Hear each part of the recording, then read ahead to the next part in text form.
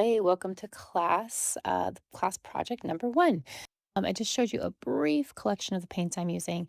We'll put that together in one of the techniques. So if you missed that one, go back there and I will show you what those paints are for this first project. So I'm using a flat brush to wet my paper all over. I have it taped down on all four sides to a plexiglass plate that I like to use. And I am just mixing up colors with a round Tintoretto brush. I will also, if you have any questions about those brushes, I can let you know what they are. I was going to say I link them, but I'm on the wrong wrong topic for that. So what I'm doing, I am just getting color on the paper. I took the reference, as you can see. I'll post it up on here, and you'll see what I'm doing. And I'm trying to simplify it with still keeping the suggestions of what's there while I dig out the fuzz on my paper. So I'm just getting the yellows in. I'm getting that hint of that peak of that blue sky, trying to keep that little sun ball right there. And I'm just picking that up with a wet, dry brush and picking up a little more with a dry cloth. And when I say wet, dry brush, I just mean a wet brush that's actually not soaking wet, right? So we're not putting more water onto the paper. We're actually able to pick up what's already on the paper. So it's drier than it normally would be, but not so dry that it is smearing, right? There's a difference. I'm just adding some orange for the horizon here.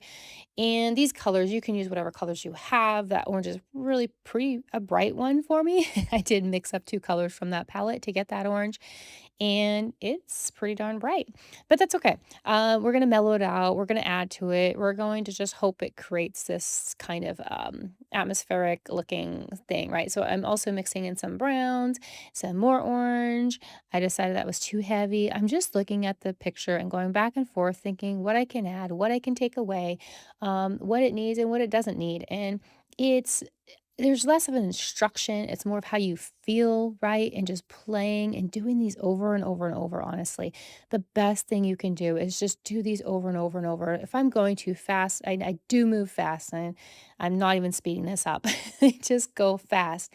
But it frees me and lets me kind of just less focus on the details and just kind of be loose with the colors and let the colors kind of do the work, right? Because this paper is wet. We wet it before, so it's wet on wet, right? And so we're letting the paints kind of play with each other and seeing what they can mix. That's why you'll see me going back and forth with different colors and trying things again. Even if I already tried them, sometimes you gotta try them again, right? Like I'm messing around with this brown right here, not feeling it, not liking what it's doing, but I try not to give up too soon because I can help that evolve on its own and I can help change it. And see, I'm tilting my paper here, and that can help move the color and the paint down just a little bit. And even if it's a tiny bit, it's crazy how it does work. It does make a difference, even just those tiny bits. And so I'm just bringing some more orange up into that sky, trying to warm the whole thing up, trying to make it work, hoping it works, right? Because I'm trying to show you, so I'm hoping that it does. So I'm adding some more yellow here, a little bit more concentrated right by that white. So if you have white, you want to add something a little bit darker. Even though yellow is not technically dark, I did make it darker.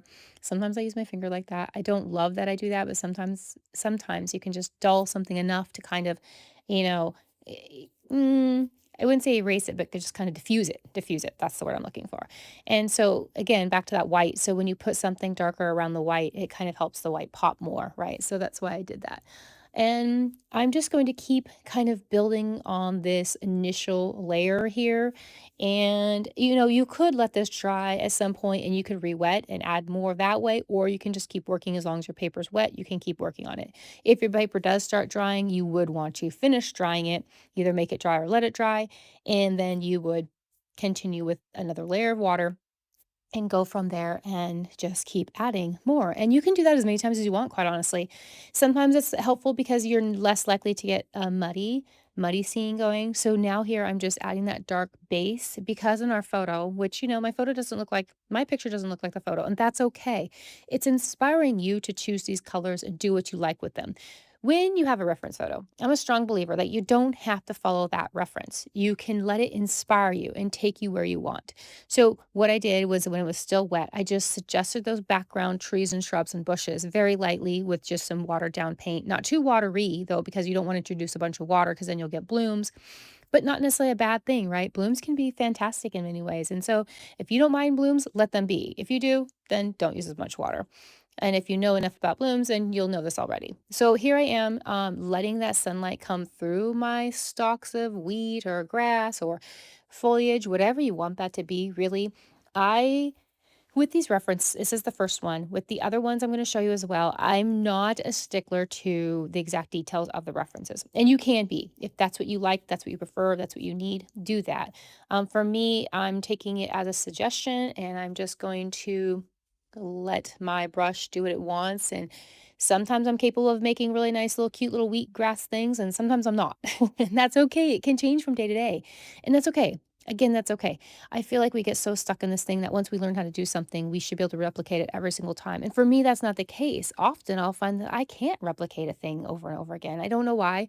Different brushes, different day, different mood. I don't know. The moon, maybe it's a full moon and it just happens to be. This actually does happen to be a full moon right now. Not when I painted this though. So who knows? So I'm just adding these little details. I did switch to a thin, finer liner. This is a script liner I'm using here. So script liners and liners are fantastic tools for any of these fine little things. For me, I am not handy enough to use a round. I just cannot get those fine details. So for me, a liner is an absolute must. I have many of them and I do have a few favorites, but they change actually. So pick up your other tools and use them and see which one you like the best.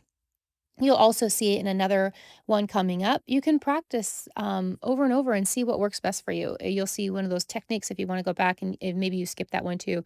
There's a techniques video where we just go over and over some strokes to see what brushes work for you, which brushes don't. And hopefully that will encourage you to go back to your brushes and kind of just give them a a playtime, right? Exploration instead of just letting them sit in the cup and just wasting away.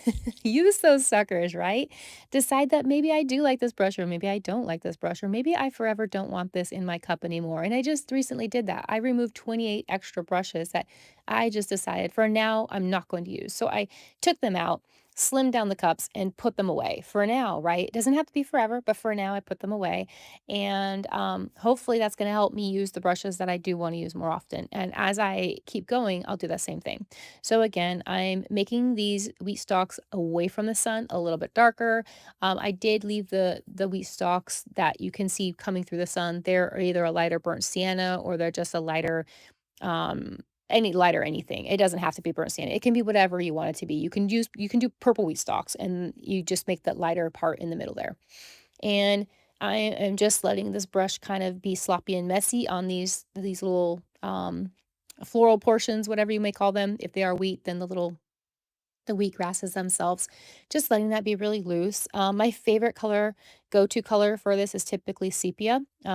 This palette does not have that, so I did just mix up some colors and into a brownish color. And there's lots of videos on mixing colors and how to get a brown if you don't have a brown that you like.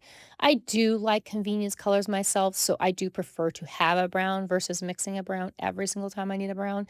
Again, that's a personal preference and totally up to you. With me, there is no right and wrong in watercolor. Maybe the only thing, there is one thing that I do probably insist on. That is 100% cotton paper. But if you follow me at all or ever watch my videos, you'll know that that is one of the things I'm pretty a strong believer. I'm 100% sold on 100% cotton paper. It will allow you to do things you just can't do on other paper. It will allow the water to do things that it can't do on other paper. It'll allow your paintbrush. It's just magical and it changes your whole game. And you just have to use 100% watercolor paper. That is my final rant. Okay, that is my only, probably one of my only rules. Otherwise, use what you have. Use the paints you have. Use the colors you have. Use the brushes you have. Use the tape you have. Use the palettes. I happen to love ceramic palettes. That doesn't mean that you can't paint off plastic palettes if that's what you like. You can do what you like. You can use a watercolor brush, the kind you fill up with water. You can use a round 12 if the tip gets really fine. You don't have to use a liner on these foliage pieces I'm doing. You can use anything that will give you a tip. And if you have a steady hand, you can use anything that will get you that fine line. So again, I just want you, I know these are less of a step by step, let's do this, do that, do that. But this is more of an invitation for you to explore, an invitation for you to play with color, for you to play with the brushes and the tools that you have right now versus me listing off all the colors that I love that I think you should go buy. Do I think you should go buy them? Sure. If you love them and if you have the finances to do so, absolutely. I love this set I put together. This set off to the left is American Journey from Cheap Joe's and Da Vinci, the two together. Rumor has it that they are the same company, or not the same company, but they are made by American Journey is made by Da Vinci. And so these colors just work really, really well together. But mostly, I find that most colors do work really well together. I mix and match all the time, all the time. I have no qualms with it. I work with several handmade paint makers, and I straight up tell them that I probably will mix their colors with other people's colors. And so, for me, that's just part of the magic, and it involves all this love from all these different peoples and makers, and then as artists putting it all together, and it's magical for me. And so for me, it's very exciting. If you also, I should touch, if you want a tutorial that's maybe a little less chatty, there are so many out there. So, I am a little bit more on the chatty side. So if that's not something you like and you need more detail and you need very much more instruction, there are so many amazing makers here on Skillshare.